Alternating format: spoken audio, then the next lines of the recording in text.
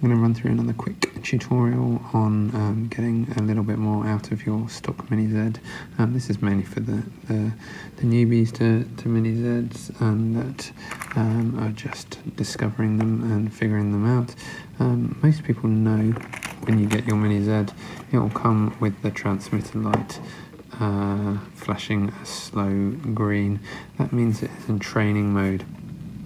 So first of all, we need to make sure it's out of training mode. So switch off the transmitter, then all you need to do is pull the trigger to full throttle, okay, switch the transmitter on, let go of the trigger, and then once it is initialized, it will turn to a solid green. So that is step A of getting a load more speed out of your car if you think it is really slow. Okay, that is the first step. So the second step to getting a load more speed out of your car, should you need it, is to change the pinion. Now the stock car comes with a 6-tooth pinion already fitted to the motor. Okay, they are just plastic push-on pinions, very easy to take off. And then in your bag of spare parts, you will find a couple of different bits that we're going to need, and that is the set of spare pinions, okay, and you have a 7, 8 and a 9-tooth pinion there that you can use. And then you're also going to need the little motor holders or mounts that come with it, and they are also labelled according to the pinion that you're going to use. Okay, and there's one for both sides of the motor, and you'll see that in a minute. That is all you'll need out of the bag, other than the little pinion puller, which is just handy to help get the pinion off and swap it over. So first step is to take the car, and we've just got to do a bit of disassembly. So I would advise taking the shock off there and spinning it around out of the way. We are then going to have to take this motor strap off, the one that holds it on. Okay, it's very similar to some of the ones that we've done on the circuit board. It clips off the back, okay, here.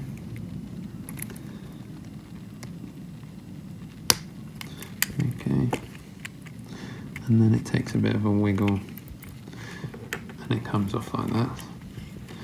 Okay, so that frees up the motor to now come out of the chassis. You can see we've got the two mounting plates on the side there, and they match the pinion. We are going to remove both of those.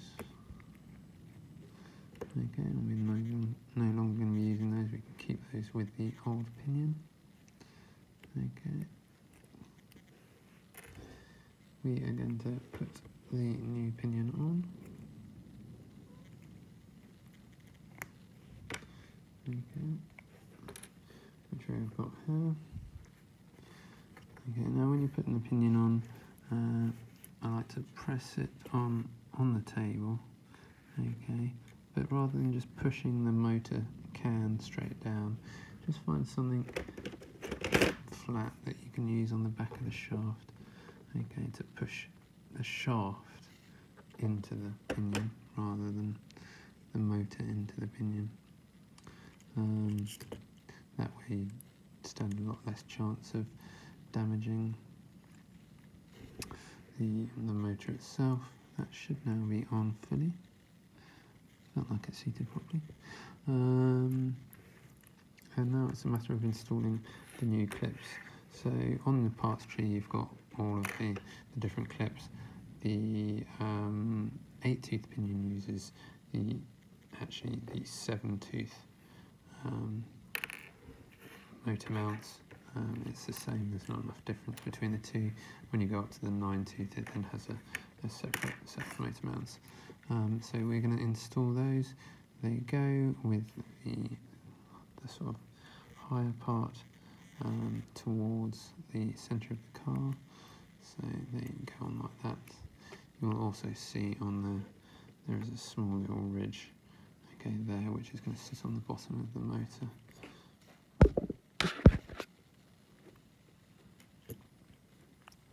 So there you can see that sitting on the bottom of the motor there.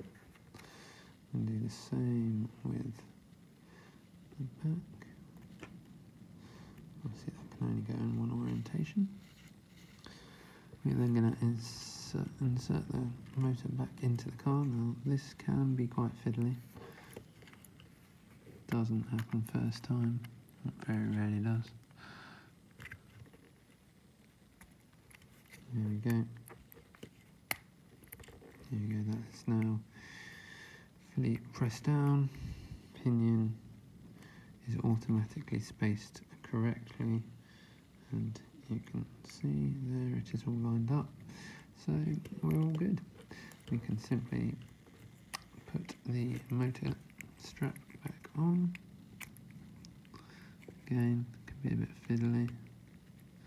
Make sure you get it the right way around, which I have.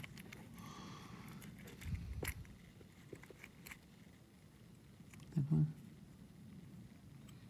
That way around? Yeah, oh, I had that the right way. No, I didn't. There we go.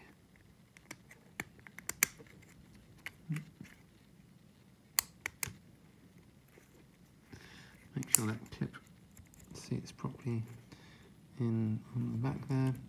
We're pretty much there now. I'm gonna pop the shock back on the top.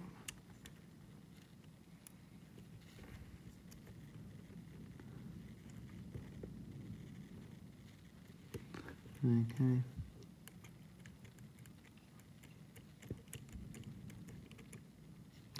And then we have it.